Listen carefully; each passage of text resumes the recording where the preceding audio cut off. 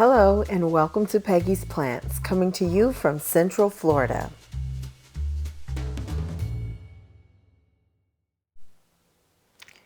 As a plant collector and someone who has quite a few plants, if I had to pick one thing that I struggle with most, it would be watering. It seems like staying on top of watering has really been an issue for me, especially when I have other things going on. Now, most of my plants are in leca, and I seem to do okay with those, I guess because I can leave water in the reservoir.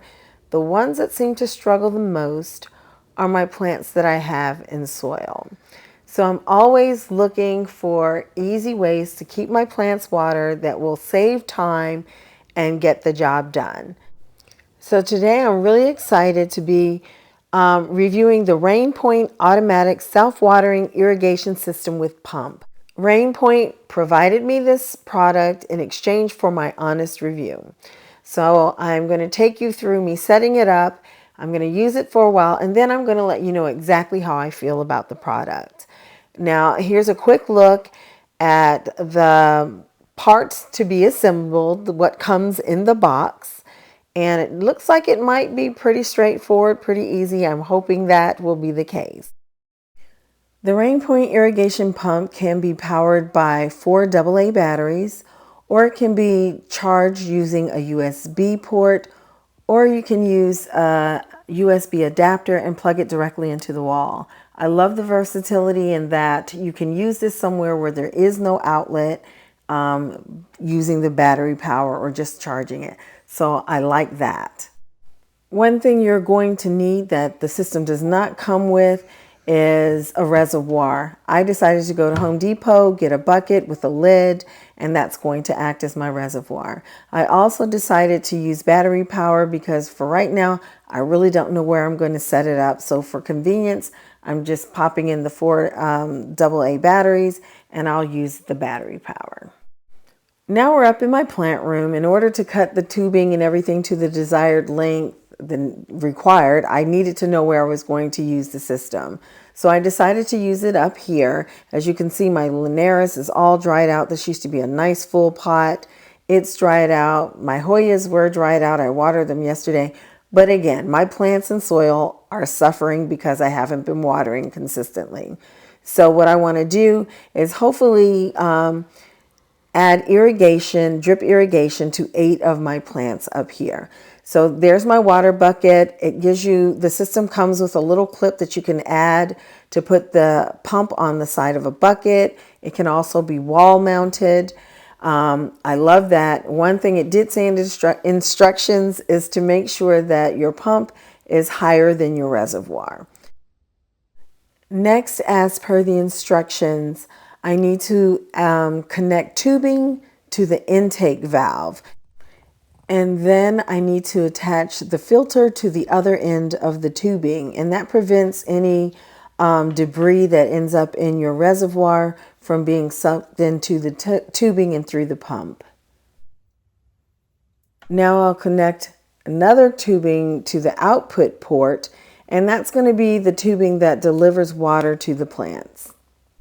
Now I'm ready to start connecting water emitters to the tubing so that water can be delivered to the plants.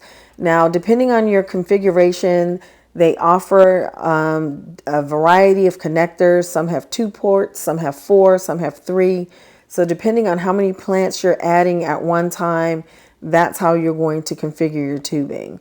The instructions were very confusing for me on this, so I ended up just kind of disregarding the instructions and just going based on common sense, I guess you could call it. But they do have a video on their website that you can also watch. Okay, now that I have the first pot connected, all I need to do is cut a length of tubing, connect it to the connector, and then connect it to the emitter in the pot. Now that I have more of a sense of what's going on here, it's pretty straightforward, pretty easy.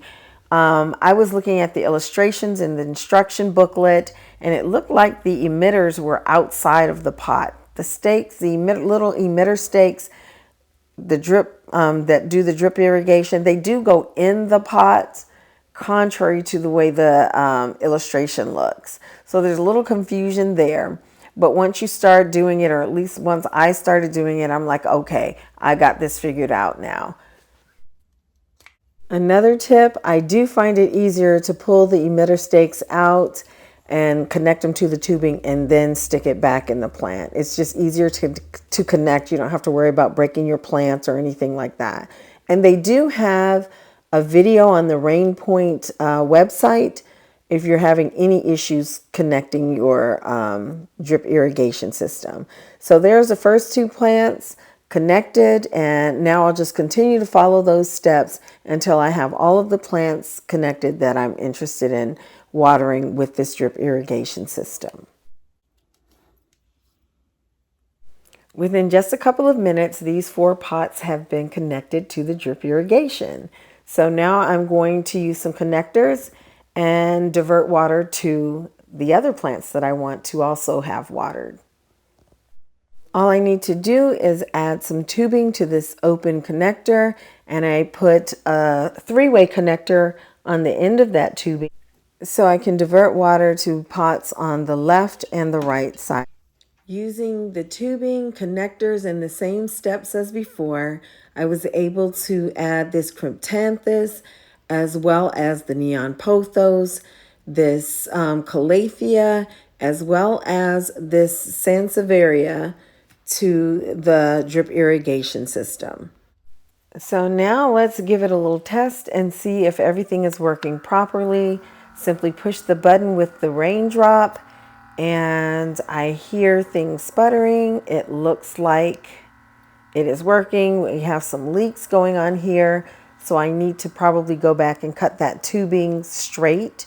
I'm noticing the ones that are leaking, or the one that's leaking is cut at an angle, so I need to go and straighten that out. But it looks like water is definitely being delivered to my plants. So that's 8 plants that can be automatically watered, that I don't have to worry about when I'm on vacation or whatever. Now, if you just want to do things manually, all you have to do is come up whenever you want to water and push the button. But the nice thing is there is an app. Once you have downloaded and installed the app and connected to your Wi-Fi, you can select the length of time you want your plants watered, as well as how frequently you want them watered.